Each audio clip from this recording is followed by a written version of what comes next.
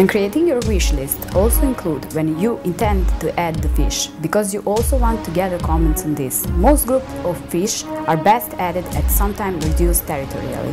For example, any tanks should be added together, any clams should be added together. This is also true for many other fish, such as wrasses and angels. Many fish take about 3 days to settle into a new tank. In this time, it's common for them not to feed and they may act differently. It's important to monitor new fish extra carefully for the first week for stress, behavior, aggression and feeding habits. Always watch for changes in behavior, as action must be taken when it's required. Some fish live in large schools in the wild and do tend to fret with kept in aquariums singly or in small groups. These fish are used to having a lot of their own kind around them as an instinctual form of security. When they are placed in aquariums, lightly stocked with fish, they stress thinking there is danger. Because the rest of their school is absent, this can be the case when all the other fish appear fine, but an individual seems to be jumpy and breathing quickly. Some examples of these fish are blue tanks, green chromis and anthias.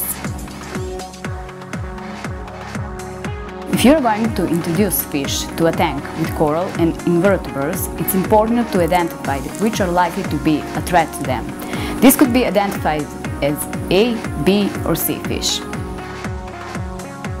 Some fish, for example sea fish, will eat coral, like butterfly fish and angelfish, while others, for example bee fish, will nip at it, sometimes like tigerfish, pufferfish, foxface, rabbitfish, most wrasse, most tanks, marish idols. Others are mostly safe with coral, for example A fish, like damsels, clownfish, dottyback, blennies, cardinalfish, lionfish, anthias, filefish, pipefish and gobies. Your wish list is a way of reduce the risk of introducing a coral eater to a coral tank. If you get a fish that only nips a particular type of coral, you can consider avoiding that piece in the future. Hungry fish are more likely to graze on coral.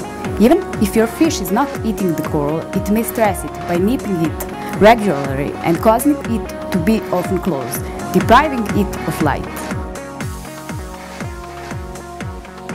Most fish need similar amounts of nutrients, but the way they process food means that not all food are appropriate for all fish. You must consider what you will be feeding that tank when you buy fish for the tank.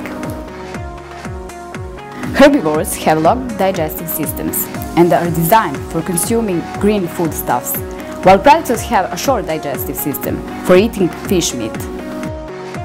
Some high-quality pellet and flake foods can be fed to all fish, but many natural food like fresh fish and seaweed are not suitable for some fish.